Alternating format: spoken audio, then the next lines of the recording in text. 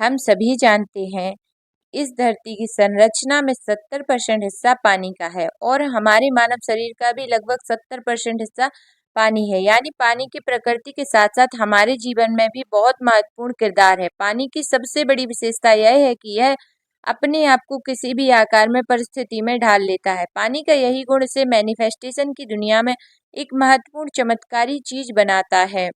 जी हाँ, law of attraction में water affirmations एक बेहद पावरफुल टेक्निक मानी जाती है, जिसके अंतर्गत आपको पानी के सामने अपने सपने बोलने होते हैं और उसे पीना होता है। इस प्रक्रिया के सिद्धांत पर आधारित होता है कि पानी पीते वक्त आपके दिमाग में जैसे विचार होंगे वैसा ही रिजल्ट आप मैनिफेस्ट करोगे।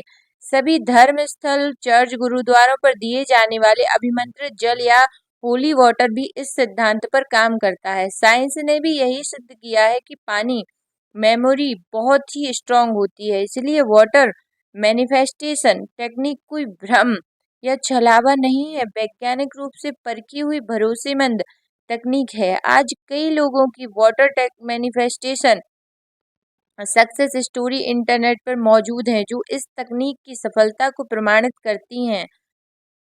वाटर मैनिफेस्टेशन टेक्निक किस तरह काम करती है?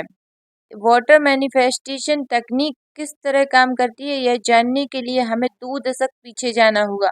आज से 20 साल पहले 1990 में जापान के एक वैज्ञानिक डॉक्टर मसारू इमोटो ने वाटर की संरचना में एक महत्वपूर्ण प्रयोग किया, जिसके आधार पर उन्होंने सिद्ध किया कि मनुष्य की मनोदशा पानी की संरचना में एक मूलभूत बदलाव कर सकती है।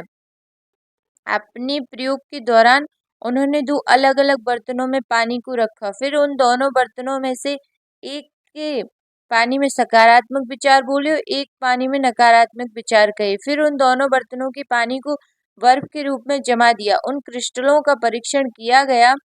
अपने परीक्षणों में उन्होंने पाया कि जिस बर्तन के पानी को उन्होंने सकारात्मक भावनाएं दी थी, उसकी संरचना में बहुत ही खूबसूरत पैटर्न बने, जबकि जिस पानी को नकारात्मक भावनाएं दी थी, उसकी संरचना बिखरी हुई थी।